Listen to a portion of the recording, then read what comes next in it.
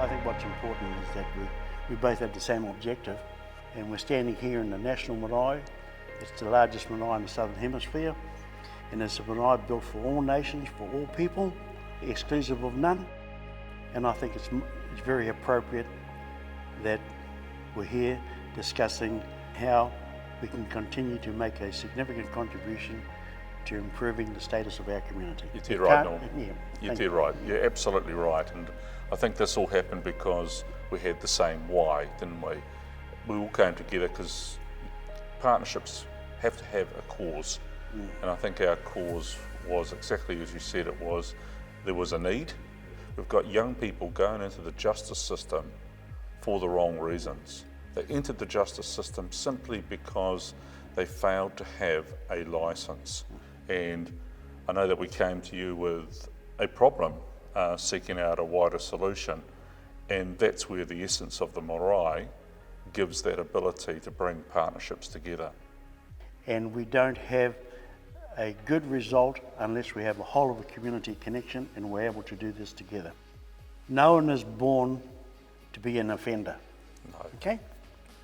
And what we try and do is find causation rather than punishment, and find a solution on how we can prevent it from happening again. And I remember your very wise words was always, a licence is more than just a piece of paper. A licence is actually the ability to lawfully drive on our roads safely. It's also a licence to live. It's a licence to work. And it gives someone an identity. And for many people, especially young people, an achievement like a licence gives them aspiration and says to them they have a future. The program here at Namata Waka was so much more than just a licence-based driving program. It was actually these instructors that you heard were actually not just instructors for technically how to drive, they were instructors on how to live a life. And your instructors are very much like mentors and coaches for these young people. But one issue we did have was, how do we do this safely so that people learn to drive safely on our roads? And then you had this wonderful idea of taking out of the negativity of the earthquakes and destruction of the earthquakes, where we lost a lot of homes and roading systems, was to convert the red zone roads into actually a training environment for people to drive. Yeah, that's absolutely correct, and with the goodwill of the local authority and Regenerate, Yep. and including in that is the company Fulton Hogan, who assisted us in refurbishing the whole area, the red zone area. We're able now to take students or community people who want to get a licence to teach them to drive off the main roads of Christchurch within a fenced-in area. It looks very natural because all the roads have still been there from the earthquakes, but Fulton Hogan have come along and made a significant contribution in helping fix the roads, helped put up the signage.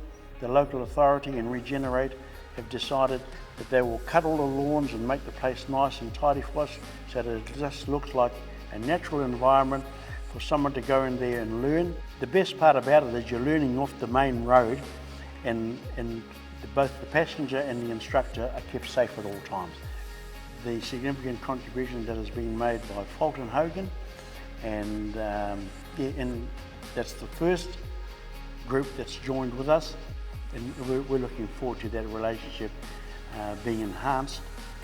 The commercial environment, the enterprise environment, have such an important part to play in it. So, we've also talked about what would possibility be, and we've already reached out to some of our schools in our vulnerable communities that could also get to a stage where, if we imagined and really were inspirational, that every young person in New Zealand would leave school succeeding with a driver's licence, a full driver's licence, then that would open up the ability for them to get into other sectors where they need to have heavy trade licences or the ability to drive other equipment.